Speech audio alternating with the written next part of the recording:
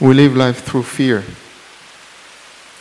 And when we are afraid, comes a decision to take, and we become paralyzed. At first, it is only an illusion that we are deciding. Yeah?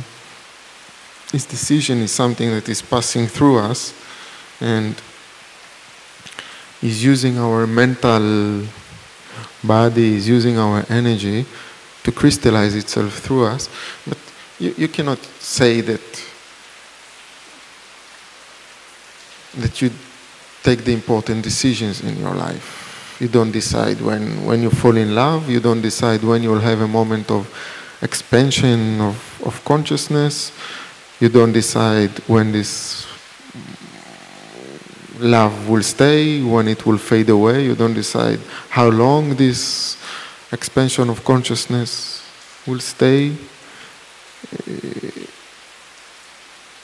Do you really think that you decided to book and register to this retreat? Okay. Play with this illusion a bit longer. The illusion of control.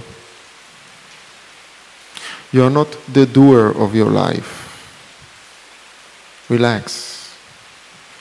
Let go. Let life pass through you. You are not doing it, you are living it. And when you are living it, comes a moment. And in a very sensitive meditative space, you will see this is happening. You are not doing it. You will even see yourself. You'll suddenly see yourself, if you are fully aware, fully centered and collected, you'll see yourself getting up, going to the fridge, taking something to drink. It is not you who is doing this. It is life happening through you.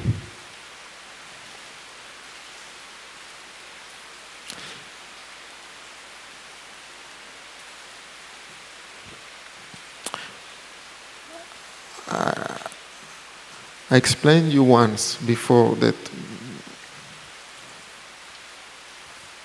we don't know how to live life. We know only how to do life. We forgot the art of being. Yeah, everything we turn into a formula, into a recipe, into a doing. Even the most sacred things like music is becoming an industry. We do music, we don't create music. We industrialize food, we don't grow food. Yeah? Then we try to do meditation rather than being meditation. But when the river is flowing, it doesn't need to do anything to flow towards the ocean. It is simply, this is its nature. This is what is happening. It's like everything is happening and we are trying to do it because we don't know how to be. And meditation is this being aware of very subtle movements. You know, flow, be. There is the people who are swimming and using all their muscles to go downstream or reaching faster towards the ocean. Those are the spiritual people. There is the people who are pushing and using all their effort and muscle to go upstream. Those are the materialistic people. Yeah, they want to reach somewhere in material. The other wants to reach God. Those are the obvious ones. Then there is those who are less obvious, who are using less movement because they grew in consciousness a bit. They see the obvious movement. meditation is that space where you're absolutely still, where your energy is not going into, not climbing upstream and not pushing yourself downstream, where you are aware of the most subtle movements in which you try to do your life. Let go, lose control, be it.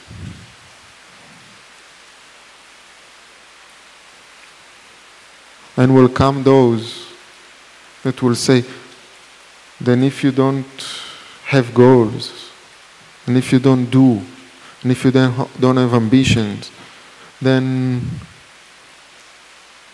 what about reality? What about manifesting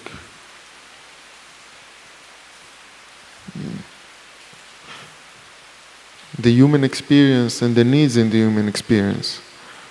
In that case, I can always take out the visit card of Pachamama and say, here, this entire thing has been done effortlessly. Not as a goal, and not as a pushing, and not as a doing. It has happened through us. It is not something that we did, it is something that manifested itself through us. It's used our human body, our intelligence, our totality. It's used us, but we didn't do it. Meditation is when you are hollow and you allow life to pass through you. Now, you are standing in front of a beautiful junction, but this fear to decide is paralyzing. And then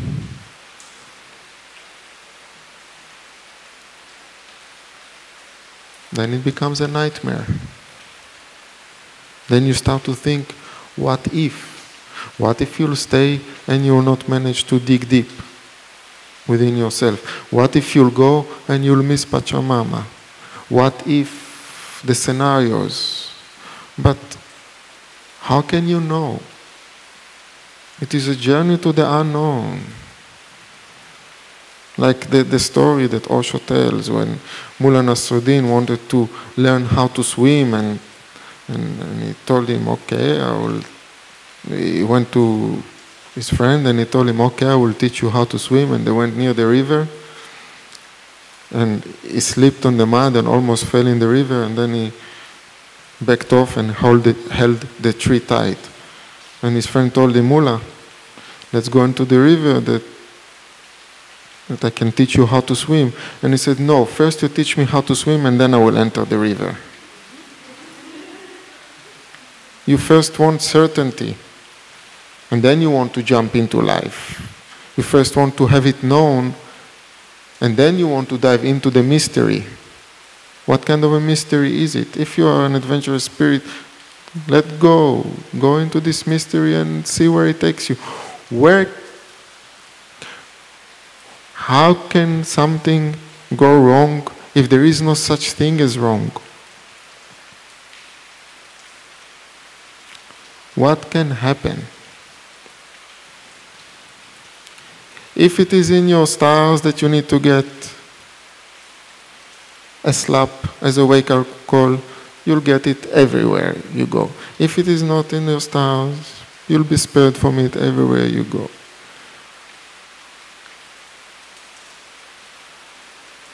Let the trust be awakened within you.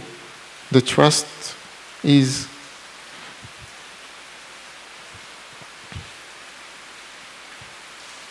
if you had a glimpse of expansion, of meditation, then you know that there is a beyond. Then you know that life is not a coincidence. Then you know that even if you don't know what's happening, it's happening as it should be. Then this confusion that you are passing through, let it crystallize you. It is a beautiful process. And of course, in your 20s, dilemmas like this are becoming bigger than they should be, because that's what people in their 20s are doing. Yeah? It is okay. It is really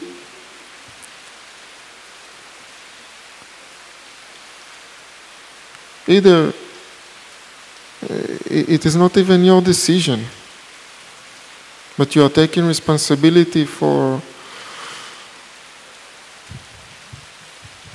the life that is passing through you because you misunderstand this force. And when you misunderstand the force of life, you cannot relax into it. You cannot let it happen because we are afraid, we want to be in control. When the mystery comes, we reject it, we block it, because what is it? First I want to learn how to swim, then I will jump. We block it. Why? Because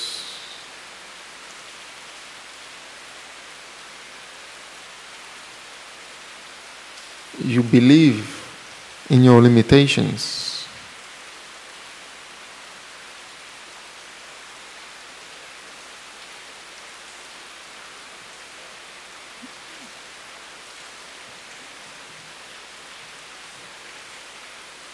Whatever happens,